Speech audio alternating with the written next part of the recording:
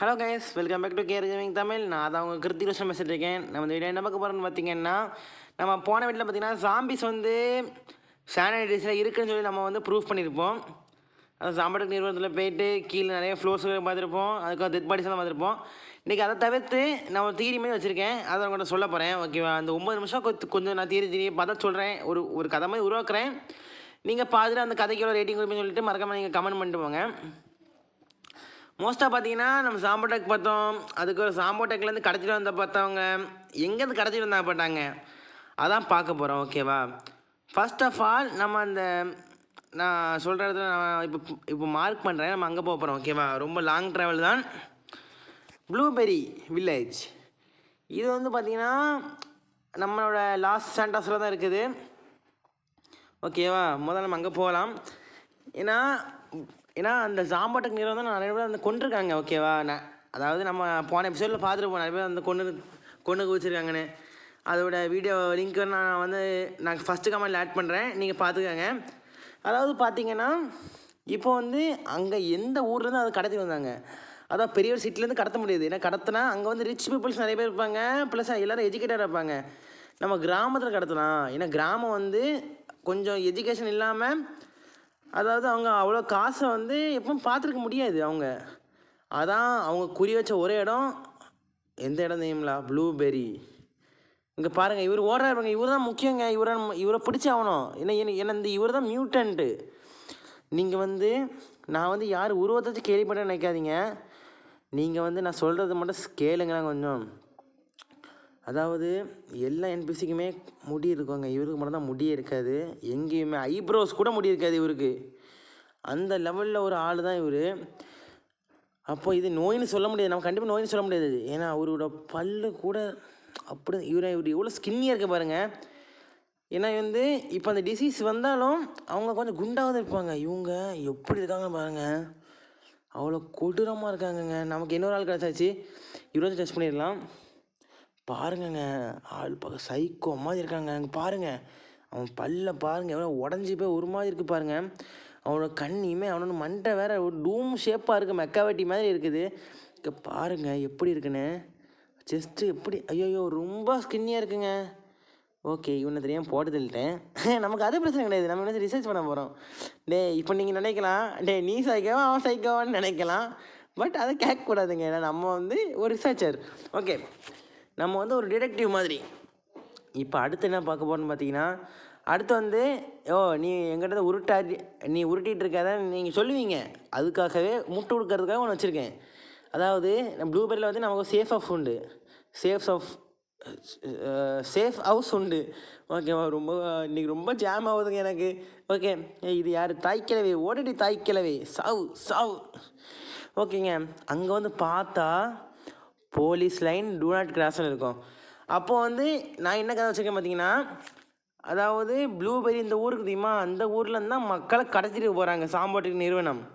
ஏன்னா லாஸ் ஆண்டஸ்லேருந்து நேரடி வழியே அங்கே இருக்குது, நம்ம சாம்பாட்டுக்கு இருக்குது, ரொம்ப கிட்ட. ஓகேவா? இது நார்த் சைடுங்க, ரொம்ப கிட்ட. அதனால் இங்கேருந்து மக்களை கடத்திட்டு போய் சாம்பாட்டுக்கு அவங்க ரிசர்ச்சுக்கு பயன்படுத்துகிறாங்க சொல்லிட்டு, இது என்ன ஃபஸ்ட்டு கணிப்பு ஒரு ஆனர். இது ஒரு நல்ல தியரி. இப்போ ரெண்டாவது எங்கே போக போகிறேன்னு பார்த்தீங்கன்னா, ரெண்டாவது இந்த ரொம்ப ரொம்ப ஃபேமஸான தியரி, ஃபோட்டோகிராஃபர் தியரி. அங்கே போகலாமா? ஃபோட்டோகிராஃபர் தியரி பற்றி சொல்லணும்னா பார்த்தீங்கன்னா, முதல்ல ஃபோட்டோகிராஃபர் அதை எப்படி சொல்ல, உங்களுக்கு சொன்னால் புரியுமான்னு தெரிலங்க. உண்மையில் எனக்கு என்னன்னு பார்த்தீங்கன்னா, எனக்கு தியரி நல்லாயிருக்கு, உங்களுக்கு தியரி நல்லா இருக்கான்னு தெரில. ஆனால் நான் சொல்கிறேன், இந்த ஃபோட்டோகிராஃபர் தான் பார்த்தீங்கன்னா ஒரு காலத்தில் சாம்பாட்டுக்கு நிறுவனத்துக்கு அந்த வேலை செஞ்சவங்களாம் இருக்குவாங்க. அவங்க ஏதாவது தப்பு செஞ்சதுனால, இல்லைனா ஏதாவது அதாவது நான் லீக் பண்ணிடுவேன், அவங்கள உண்மையை லீக் பண்ணி சொன்னால், இப்போ விலங்கு கிட்ட கூட ஒரு வைரஸ் இருக்கும், சில எறும்புகள் கூட ஒரு ஃப்ளூவாக பாக்டீரியா ஃபங்கஸானு தெரியல, அது ஃபங்கஸ் தான் நினைக்கிறேன் எனக்கு கண்டிப்பாக தெரிஞ்சு. அது என்ன செய்யணும் பார்த்தீங்கன்னா, ஒரு கிராஸ் கோப்பர் தானே, கிராஸ் கோப்பர் தான். அது ஒரு வெட்டுக்கிளியோட உடம்புக்குள்ளே போயிட்டு அது முழுசாக வளர்ந்து இந்த வெட்டுக்கிளி தண்ணிக்குள்ள வச்சு அது சாவடிச்சிடும். அதே மாதிரி தான் சாம்பாட்டுக்கு நிறுவனம் பார்த்திங்கன்னா ஃபோட்டோகிராஃபர் அவங்களுக்கு தேவையில்லாத ஃபோட்டோகிராஃபர் மூளைக்குள்ள ஒரு ஃபங்கஸ் வளர்த்துருக்காங்க. அந்த ஃபங்கஸை நீங்கள் பாருங்கள். நான் கொஞ்சம் ஸ்பீட் பண்ணியிருக்கேன், ஏன்னா இது வந்து ஒரு 2 நிமிஷம் போயிட்டு. இங்கே பாருங்கள், இவன் தான் அந்த ஃபோட்டோகிராஃபர். இதான் அந்த ஃபேமஸ் ஃபோட்டோகிராஃபர் தியரி. நீங்களே பாருங்களேன் கைஸ். ஆனால் அங்கே இன்னொருத்தர் சூசைட் பண்ணிட்டான். அவன் ஃபோட்டோகிராஃபர் இல்லை, ஃபோட்டோகிராஃபர் இல்லாத ஒருத்தர் எங்கேருந்து சூசைட் பண்ணுறான். சானிட்டி தான் ஃபஸ்ட் தடவை அங்கே இருக்காங்க. அவள் போகிறா பாருங்க, அவள் போய் சூசைட் பண்ணிக்கிட்டாங்க. இது அந்த ஃபங்கஸோட வேலை. அந்த ஃபங்கஸ் வந்து அதுக்கு இறந்துடும். இல்லை ஃபங்கஸ் இறக்காது, அது வந்து அடுத்த உடம்பை தேடிக்கணும். இந்த உடம்பு வீக் ஆகிட்டு அது தெரிஞ்சிடும் போல். ஓகேவா, இது வந்து 2வது தியரி. அப்போது நம்ம இது வரைக்கும் என்ன பார்த்துருக்கோம், சாம்பாட்டுக்கு நிறுவனம் வந்து பீப்புளை கொல்றதை பார்த்துருக்கோம். அதுக்கு ப்ரூஃப் வந்து இந்த ஃபோட்டோகிராஃபர்ஸ். அதனால் இந்த ஃபோட்டோகிராஃபர்ஸை வந்து அது கொன்றுது. இது 2வது ப்ரூஃப்.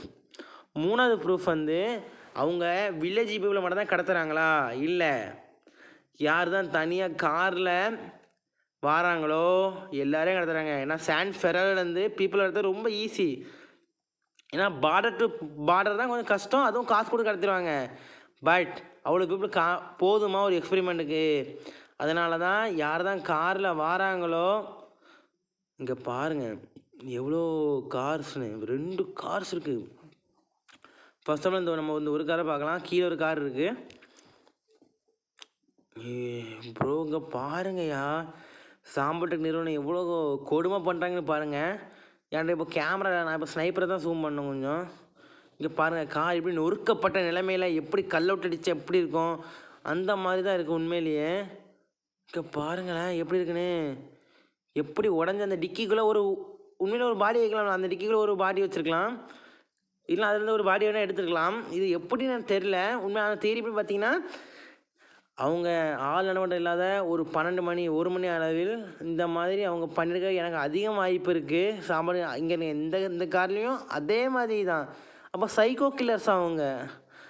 அது வந்து ஒரு சயின்ஸ் லேப், சாம்பார் டெக்னோ ஒன்று சயின்ஸ் லேபா இல்லைனா சைக்கோயிஸ்ட்டை உருவாக்குற லேபா எனக்கு உண்மையிலே தெரில. எனக்கு நான் வாய்ஸ் கொடுக்கும்போது கூட எனக்கு அவ்வளோ பயமாக இருக்குது சாம்பார் டெக்கை பார்த்தா. ஓகே, இப்போ நம்ம 3வது இடத்துக்கு போவோம். இதான் 3வது மற்றும் லாஸ்ட் இடம்னு நினைக்கிறேன். ஓகேவா, இதில் நம்ம தியரி வந்து முடிச்சிக்கலாம்.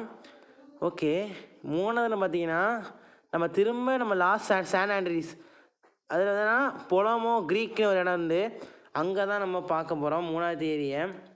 அங்கே வந்து ஒரு வீல் சேர் இருக்கும். ஓகேவா, வீல் சேர், ஒரு வீடு கிட்ட ஒரு குளம் மாதிரி தான் இருக்கும். பட் குளத்தில் வந்து சுனாமி வராது, குளத்தோட அந்த மட்டம் அதிகரிக்கும். ஆனால் வீடும் சேதமாயிடும்.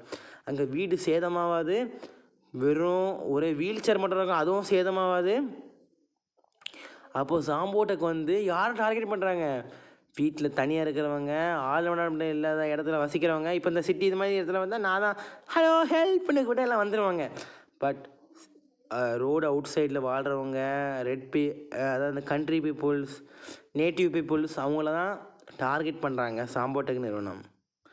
இந்த மாதிரி கொடுமை யாருக்கும் நடக்கூடாது, கொஞ்சம் வேண்டிக்கங்க. நம்ம வந்துட்டோம் இடத்துக்கிட்ட. நான் இப்போ குதிக்க போகிறேன். ஓகேவா, இதான் நான் சொன்ன அந்த ஒத்த வீல்சர் வீடு. நீங்களே பாருங்களேன் எவ்வளோ கொடுமையான விஷயம் இது.